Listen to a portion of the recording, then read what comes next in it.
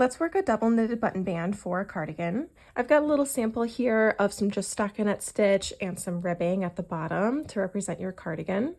You'll want some needles that are smaller than what you used for your fabric. So if you used one size for your main fabric, one size smaller for your ribbing, you'll want one size smaller than even that. So for example, I used a 4.5 millimeter, 4.0 millimeter, and then now I'm using a 3.5 for my double pointed needle. You'll need one of those, and then for my circular needle you'll need one of those. As long of a cable as you can manage with this as well. So this is just a short cable, but if you have a cable connector, you can put two long cables together and get a really long cable, and that'll make picking up stitches along the whole opening a lot easier. So I'm going to pick up 4 stitches, skip 1, that's the 5th, and pick up 4 stitches, skip 1, and I'll do that all along the opening. Now, if you do that and it's, not the best ratio, if you're working your double knitting and you're like, wow, this is scrunching up or pulling on the fabric and it's not really laying flat, you can try a different ratio. So button bands are a bit of trial and error here.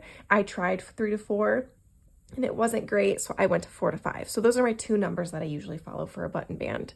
So for this example, I'm going to start here at the very, very edge. Now, when you are picking up, I'm going to zoom in here a little bit. When you're picking up, you want to find the very, very most edge of your stitch here. You don't want to pick up too far in, and then you have a little bit of a jump from the edge of your cast off edge there. You want to try to find the very most edge, and it's probably going to be a bit of a wonky one to work into. I'm going to try to pull up 2 stitches here. So that's going to be my very edge, and it kind of doesn't really look like a stitch, right? It's kind of just a bit of your cast off edge there. I'm going to get some yarn, and this is a new length of yarn, of course, and pick up, leaving yourself a little bit of a tail. So pick up 1 stitch there, and pull that tail a little bit more so we have something to weave in later. For my 2nd stitch, and then my 3rd, and then my 4th. So that's 4 stitches, and then I'm going to skip the next one. So 4 stitches per 5 rows. So that's the 5th row, skip it, and then pick up 4 more.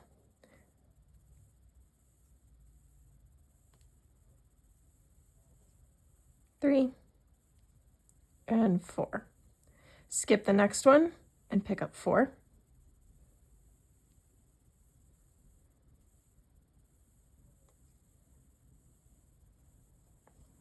So continue picking up along the whole edge, skip that 5th one, pick up 4. Once we've got all of our stitches picked up, now we can decide where we want our buttonholes to go. So if this is the front of our cardigan, if we want the buttonholes on this side, we'll place markers on this side. If we want buttonholes on the other side of the cardigan, you'll place the stitch markers there. So for example here, if we want a buttonhole towards the bottom, kind of near the hem edge, we're going to place a marker there where we want it to go. So I place one there. And if your pattern tells you something more specific, go ahead and follow that. So let's start a buttonhole there, and then we'll go a little bit further up. What you can also do is plan out where you want the last buttonhole to be, the last buttonhole, and then where you want your first buttonhole to be. So say this cardigan goes up, and if it goes into a V-neck, if it starts to slope, you might want your first button to be there where the slope kind of starts. So you can place 2 stitch markers where you want your first one to be and your last one, and then say you want 3 or 4 buttons, you can place the other 2 very evenly spaced between those 2. So you can count the stitches between, divide, and get something evenly spaced between them. So for here, I'm going to place one maybe about here, just for an example. But if I was planning this out, I would be doing some math to make sure they are placed evenly and that they'll be placed where I want them to be. You can try on your cardigan and see, you know, where you would want these to be buttoned at. So after we've picked up all our stitches, planned out our buttons, now we can cast on to the same needle that you started the pickup stitches with. So let's see how much we need for, say, 13 stitches. You can do any odd number for your button band. 3, 4, 5, 6, 7, 8, 9, 10, 11, 12, 13. So that's about how much yarn I'm gonna need, and I'll give myself a little bit extra for a tail. So I'm gonna start here, and we're going to flip our work to the wrong side, and we're gonna cast on starting here. So we have our tail up to the top, and then our working yarn towards you. And you'll put your hand a bit like this. So you have the tail coming over the top first finger, and then the working yarn going over your thumb. And now to start your cast on, if you've never worked a tubular or Italian cast on, definitely go practice that. Watch maybe individual videos for that go more into depth on that cast on, and that'll help you. If you're already pretty familiar, keep on going. So we're going to start with a purl 1, knit 1, because we're working on the wrong side here. So our purl stitch is going to become a knit stitch. So we need to start in a purl, and to do that, you just bring your needle over the top and twist it under, and that is your purl stitch to start. Now for your knit stitch, you'll bring your yarn under and over, and that's your knit stitch. And then for a purl, under the back loop, over the front loop, and that's your purl. For a knit, under the front loop, over the back loop, and that's a knit stitch. Under the back loop, over the front loop, and that's your next purl stitch. So I have 1, 2, 3, 4, 5 stitches here. Let's keep going. Under the front loop, over the back loop, that'll give you a knit. Under the back loop, over the front loop, purl. Under the front loop, over the back loop, under the front or back, and over. So we have 1, 2, 3, 4, 5, 6, 7, 8, 9.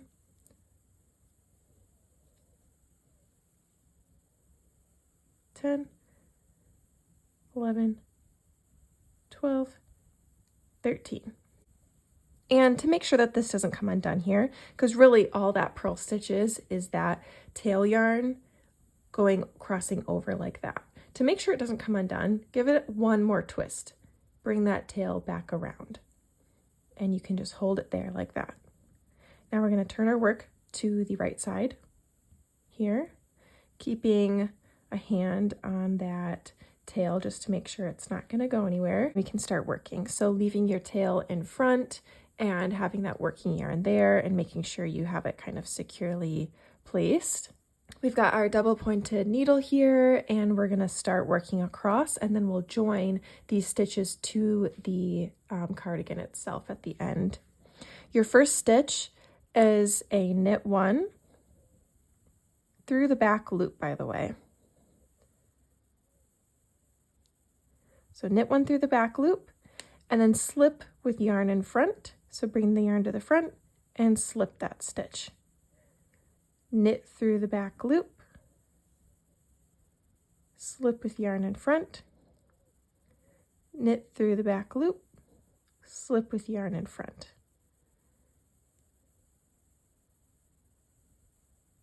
Continue to the end.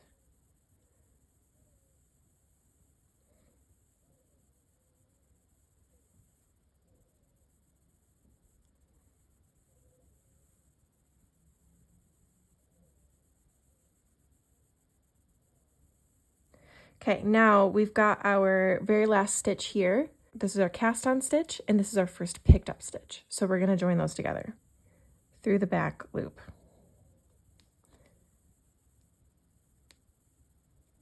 So that is a knit 2 together through the back loop. I lost a thread there. Turn the work all the way over. So I have a purl stitch here, and let's slip that with yarn in front. So my yarn is in the front here. Slip that over and then bring the yarn to the back and you knit one as normal, not through the back loop anymore. Knit one, slip with yarn in front, knit one, slip with yarn in front, knit one, slip with yarn in front, knit one, slip with yarn in front, knit one, slip with yarn in front, knit one, and slip with yarn in front. That is our second setup row. So now all of the stitches have been worked. On the front side, we only worked half the stitches, and on the back side, we worked the other half. That is essentially what double knitting is working half of them, the knit stitches on the front, and only slipping the purls. And then when you turn it over, you're working the knit stitches and slipping the purls. So by doing that, you're creating essentially a hollow tube of fabric, and that is what double knitting is. So those are basically our row repeats. The only difference is that now we don't have to work through the back loop because we're not working into that cast on edge anymore.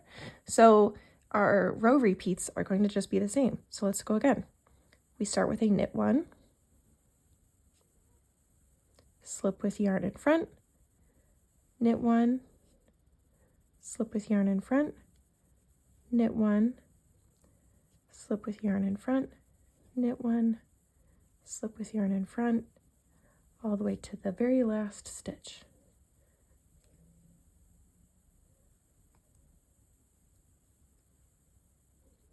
So this last knit stitch, again, we're going to join it with the next picked up stitch.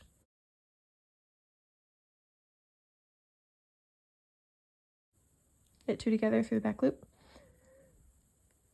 like that. And so as we go, your work will start to join itself together like this, and your button band will grow this way. So you're going to have this kind of cross of the two needles if you set it down like that. But as you work, they're going to kind of bend sideways like that, and that's fine. So now we've worked that third row. Let's go back and do the wrong side. So slip that first stitch and then knit. Slip with yarn in front, knit, slip with yarn in front, knit.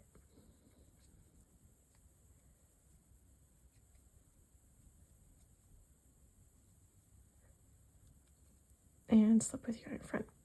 Turn it over to the right side. Now that is 2 rows of double knitting worked. You basically keep going. The only point that you're going to stop at is when you get to a buttonhole marker, and then we're going to start working that, which will be a little bit different. So keep going. All right, now my button band is taking shape. I've got the work kind of growing this way and joining to the picked up stitches as I go. I've reached a buttonhole marker. Now I just finished a right side row, so I'm going to finish my double knitting repeat and work that other half of that row. So keeping that marker on there, even though I reached it, you don't work it just yet. You got to finish your 2-row repeat, right? So the double knitted row repeat is a set of 2. You can't work one, you can't end on a right side row. You have to work across the wrong side row to finish that repeat off. So slip 1. Okay, and then that is the wrong side row. And now I have worked to the point where I have a stitch marker that is between my button band and the rest of the picked up stitches. To work the buttonhole, I need to work the right stitches for a while, and then I'm going to jump over and work the left stitches for a while. And that's going to create a vertical slice right in the middle there, and that'll be your buttonhole. So to start, we've got a little bit of a repeat here. So it's similar to what we've been working, but you're just going to kind of stop before the end of the row, really. So we'll do a knit 1, slip 1 with yarn in front, knit 1, slip with yarn in front, one more time, knit 1, slip with yarn in front. So you did that 3 times. 1, 2, 3. So knit, slip, knit, slip, knit, slip 3 times. And then you'll knit 1 more, and then turn your work. So we haven't worked across the left half. We're going to turn before then. So the wrong side, slip, knit, slip, knit, slip, knit, slip. And that is one row of double knitting.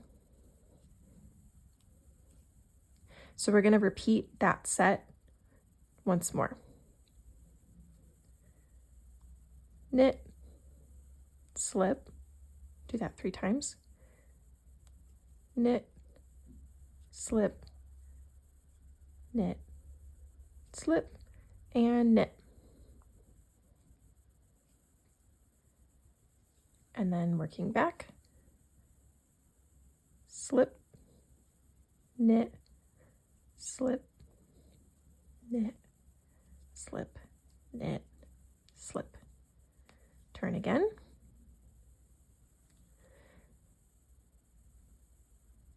Now we're going to start the buttonhole. So this 5th row is knit, slip as usual 3 times. And then that last one is a knit, but then we do a yarn over. So we need to basically get across to the left side here. So we're going to yarn over, keep that on the needle, but then bring the yarn in front and slip the next stitch. So we just jumped that gap to get across to the front there. That yarn over will be carried up throughout the rows. And then we'll finish the row, knit, slip, knit, slip, and then knit 2 through the back loop. So at this point, you can take off that stitch marker.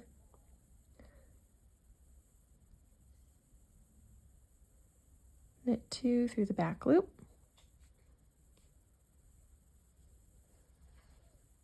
And then turn over. Start as normal. Slip 1, knit 1, slip 1, knit 1, slip 1. So here's where we're going to carry this yarn over up. The way that we do that is we do almost an SSK with that yarn over. So we're going to slip the next stitch and then slip the yarn over and then knit these together through the back loop. So you bring your left needle under and through them like this and knit them together. So that makes you have just 1 stitch from those 2, but then you have this kind of gap here of yarn. And so we're going to take the left needle below the yarn over from the front to the back and bring it around. Now we have a new yarn over. We essentially took the remaining amount of yarn from that original yarn over and we're making a new one like that. Now it's on the left needle. We'll keep it on the left needle and turn our work. So on the front here, we've got a slip 1, knit 1, slip 1, knit 1, slip 1, and then knit 2 together through the back loop to join.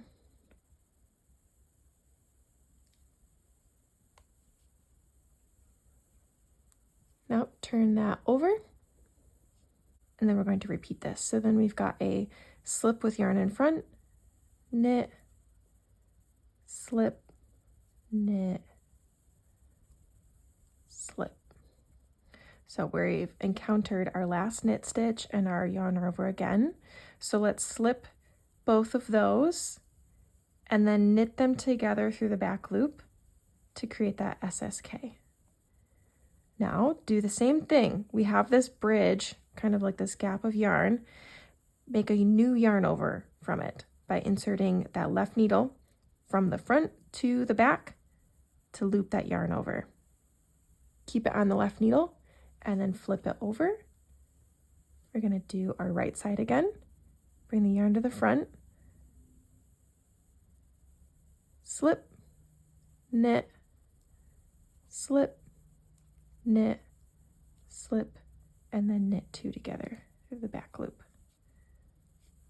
And then now we're going to work across the whole row.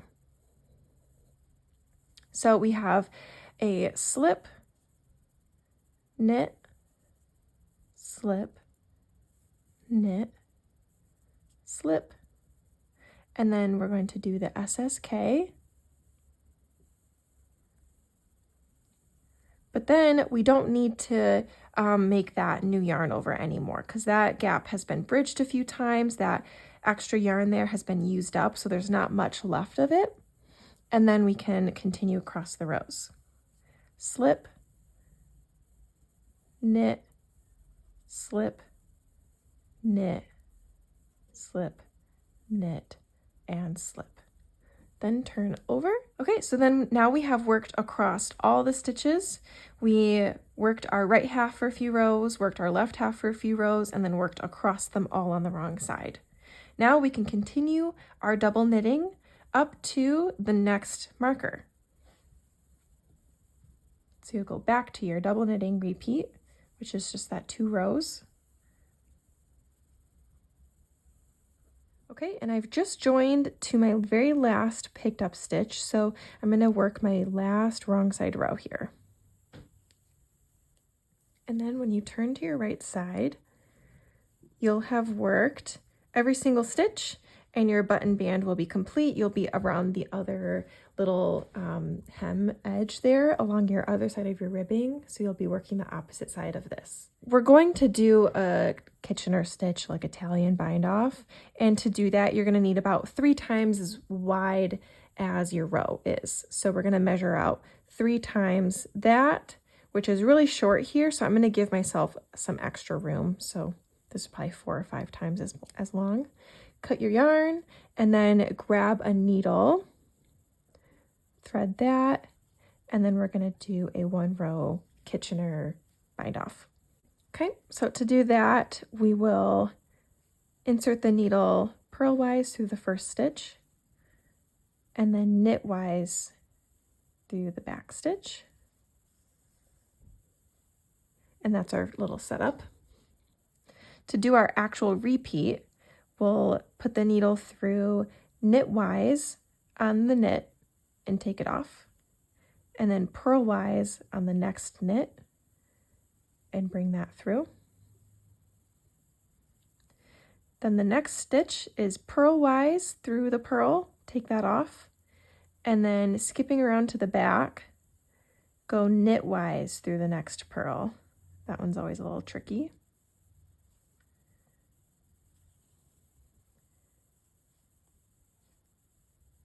Now, if you've never done a Kitchener stitch or Italian bind off, you might want to practice this for a while first. Then you repeat those 2 steps the whole time. So knit through the knit off, and then purl through the next knit, and then purl through the purl off, and then knit through the next purl.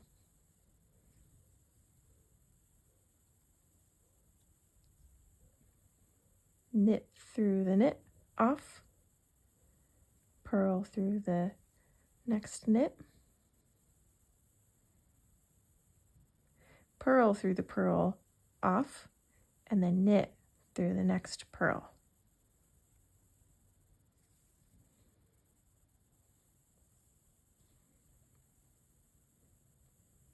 Knit through the knit off, purl through the next knit,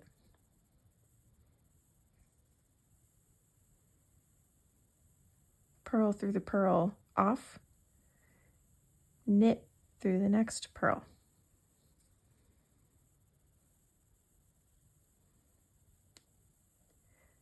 Knit through the knit off, purl through the next knit,